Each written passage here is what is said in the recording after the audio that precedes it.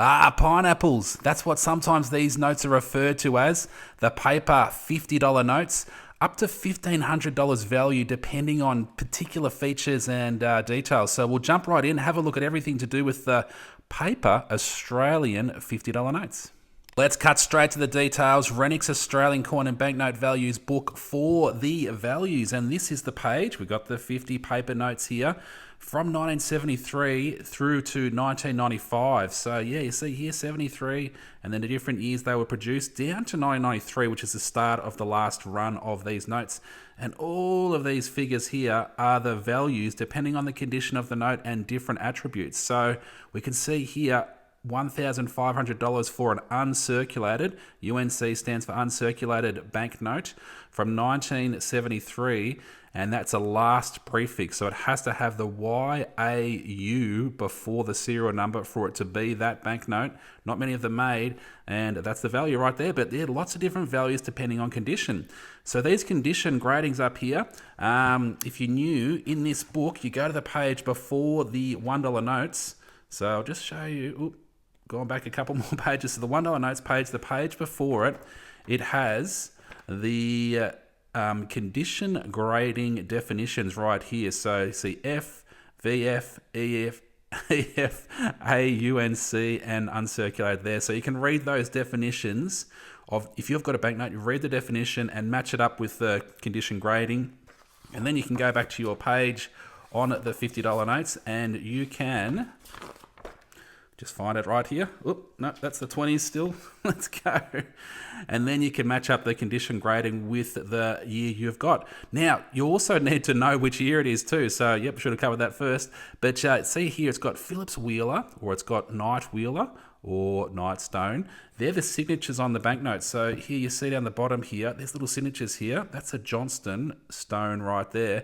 But when you're starting out, it's hard to determine what those signatures are. So again, you turn to that page before the $1 notes and it has a signature chart so you can identify which ones they are. So a few pages back, here we go.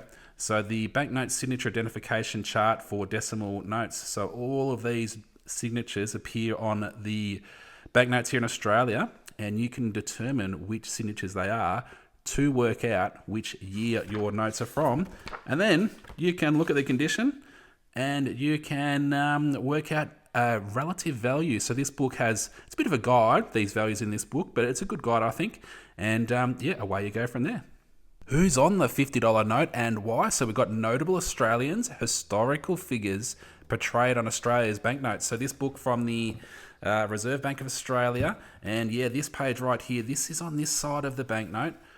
This gentleman right here, and let's have a little bit of a look at who he is. So it's Sir Ian Clunies Ross.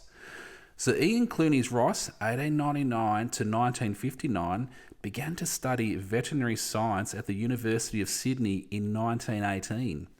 He specialised in the study of parasites and was appointed the first parasitologist for the Council of Scientific and Industrial Research, the CSIR, in 1926, at the time when it was focusing on improving the health of animals, especially sheep.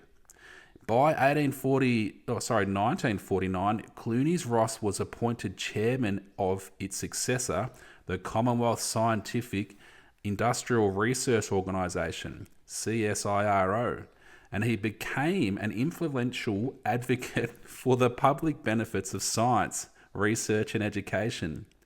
Lord Casey, the Liberal minister who had been responsible for the CSIRO, observed in a memorial speech that in the last 10 years of his life, he used his remarkable talents as scientist, administrator, and publicist in building up CSIRO and making it a household word throughout the country. The banknote included representation of the radio telescope of the CSIRO's Parkes Observatory in New South Wales, which has become one of the symbols of the country's scientific advancement. Since its establishment in 1961, the observatory has made a series of discoveries. In 1969, it received signals from the Apollo 11 moon landing, which were relayed worldwide. Yeah, so there you go. So we've got him right here, and here's the radio telescope in the background there. So the CSIRO, and very nice, cool. Let's take a look at this side of the banknote, and here's the portrait of the gentleman that features on there, and his name is Lord Howard Florey. So let's take a look. Lord Howard Florey, 1898 to 1968, played a vital role in the development of penicillin as an antibiotic drug. Although Alexander Fleming had discovered penicillin in 1928, its medical curative benefits had not been developed. Florey conducted experimental work at the University of Oxford with a team including the biochemist Ernest Chain. He was assisted by his wife Ethel Nee Reed, whom he had met when they were studying medicine at the University of Adelaide. In August of 1942, Florey reported on their progress to his mentor, Sir Charles Sherrington. It is most tantalising, really, as there is, for me, no doubt that we have a most potent weapon against all common sepsis. My wife is doing the clinical work and is getting astonishing results, almost miraculous, some of them. Penicillin represented one of the most influential medical advances of its era. Florey was appointed the William Dunn Chair of Pathology at the University of Oxford from the mid-1930s until the early 1960s, and a detail of his school's buildings was depicted on the banknote, together with an image of a culture of penicillin. Florey envisaged a medical research centre of international standing for his native Australia, and discussed its possibility with Dr. H.C. Coombs, a member of the Australian National University Interim Council, later its Pro-Chancellor and Chancellor, and the first Governor of the Reserve Bank. So Coombs is on the banknotes, the signature on some of those banknotes, those early ones. The vision involved, and as Coombs explained to Florey, the proposed medical centre developed to become one of the research schools that could, from the nucleus of a university of higher learning, equal to any in the world.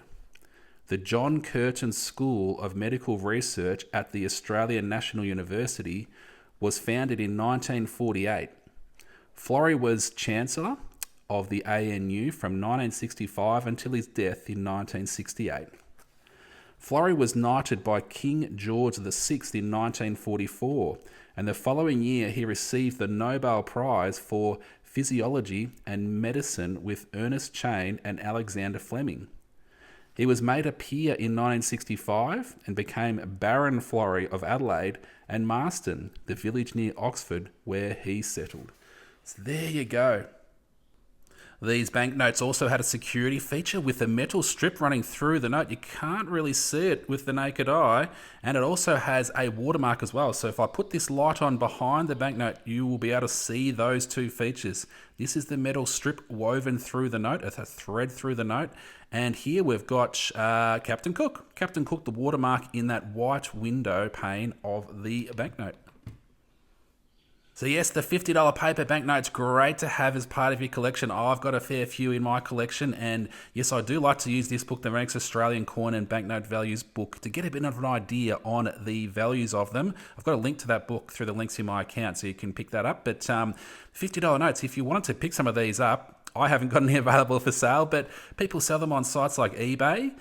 Coin dealers would sell them too. Auction houses around the country operate probably on a few monthly basis. So if you check those out, some people sell these on those sites as well. Or where else could you get them? People on social media might sell them from time to time too. So yeah, there's lots of different places where you can pick these up, and they're a good addition because it's a bit of a slice of history. They're not in circulation anymore.